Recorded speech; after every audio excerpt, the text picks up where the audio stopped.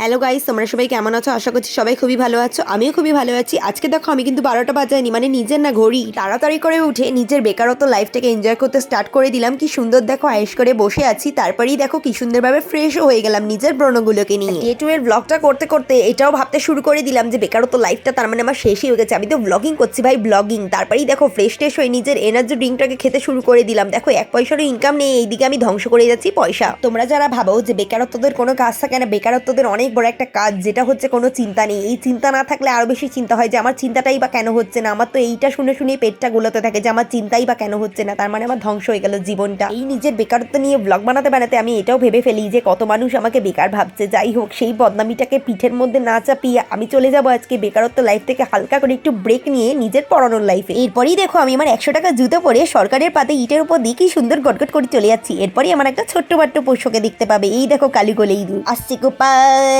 যাচ্ছে গোপাল, ভাবছে গোপাল, ঠকছে গোপাল। জানি না কেরম কি করলাম। দেখো আমি গোপালের মতন গটগট গটগট করে চলে যাচ্ছি। আর এই বাড়িগুলোকে দেখলে আমার মনে হয় কবে যে আমার এরকম একটা বাড়ি হবে কি জানি বাবা। এটা রোধ করেছে বলার মতনই না। তার মধ্যে আমি একটা বলদের মতন গায়ের মধ্যে চাদর চাপিয়ে চলে গেছি। কি যে বলদামিটা আমি করতে থাকি কি বলবো। বেকারত্ব লাইফ নিয়ে না আমার একদম অসহ্যকর লাগে। আর এই দেখো আমার একটা ছোট্টখাট্ট পুচকে স্টুডেন্ট ঢুকতে না ঢুকতেই আমাকে বলে দিল আজকে কিন্তু আমি রোজা করেছি, আজকে কিন্তু কোনো রকম কোনো পিটানি চলবে না। কথাটা শুনে হালকা করে গিলে নিয়ে ওকে বললাম তুমি তোমার জায়গায় চলে যাও। আমি ওর জায়গায় গিয়ে টপাস করে বসে পড়লাম। ওকে লেখা দিয়ে আমি আবার আমার বেকারত্ব লাইফটাকে এনজয় করতে করতে ওর একটা খেলনার দিকে আমার চোখ পড়লো যে এইটা কি গো। তখনও আমাকে বললো এইটা কিন্তু একটা ইরেজার। তখন বলি দেখাও তো একটু এইটা কি ধরনের, আবার গাড়ির চাকার মতো। তারপরে দেখো বের করতেই তো দেখলাম এই ধরনের। আমার কিন্তু খুব ভালো লেগেছিল, তাই জন্যই বললাম তুমি আবার এইসব কেনা শুরু করে দিচ্ছ। 10 টাকা নাকি এবার দাম নিয়েছিল। পরানো হয়ে গিয়ে টাটফোটা গরমে সেদ্ধ হতে হতে ঘরে গিয়ে দেখি আমার গোলে ময়না আমার জন্য ওয়েট করে এরকম লাফালাফি করছে আমাকে দেখে। কি যে ভালো লাগে ওদের দেখলে বলার মতো না। আহারি হারি গোলে ময়না একদম। তারপরে হালকা বসে টসে নিয়ে ফ্রেশ ট্রেশ হয়ে দেখো খেতে বসে পড়লাম। আমার তো খাওয়া হয়ে গেছিল, ভিডিওটাই করতে ভুলে গেছি। মা খেতে বসেছে, মায়ের ভিডিও করে নিচ্ছে, আর পাশে দুটো গোলে ময়না বসে আছে। আরেকটা জিনিস দেখো, সদ্য আমি খেয়ে দিয়ে বিছনায় উঠেছি কিন্তু আমার মুখ আর নড়াচড়া বন্ধ হতে চায় না, আবার কটকটে নিয়ে বসে পড়ছি। যাই হোক আজকের জন্য এইটুকু দিয়ে শেষ করলাম। তাড়াতাড়ি দেখা হচ্ছে নতুন ভিডিওর সাথে। আজকের জন্য টাটা।